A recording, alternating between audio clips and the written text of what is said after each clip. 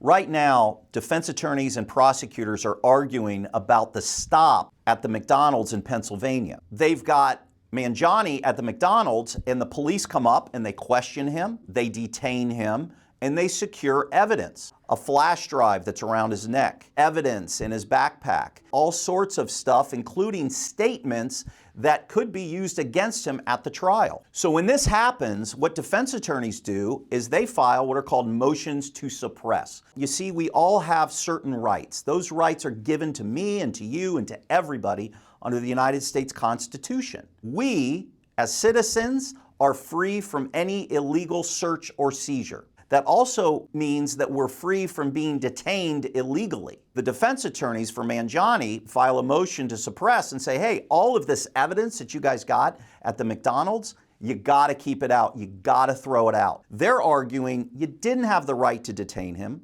you didn't have the right to search him, and any evidence that you secured during that illegal, that improper search and seizure should be thrown out. Now, this constitutional right went to court, and it later got memorialized in a case called Miranda. And so everybody knows about Miranda warnings. And what the Miranda warnings are is, hey, by the way, if you're detained, meaning you're not free to leave, if officers want to question you, they have to notify you. They have to give you these Miranda warnings. The Miranda warnings are like, hey, wait a minute, you don't have to talk to us. That's your constitutional right. The defense is arguing the Miranda warnings weren't given.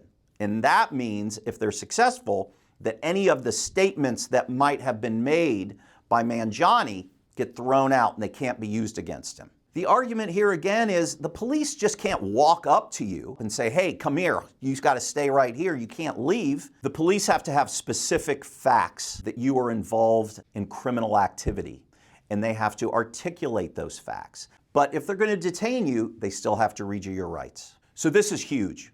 If Mangione's attorneys are successful, that means that he might be able to keep out his statement and any of the evidence that they secured. On the flip side, if the state can survive this motion by the defense, then they get to use all of that evidence. So watch and see what happens and see how this judge decides, because it's going to be a huge issue on how this case proceeds into the future.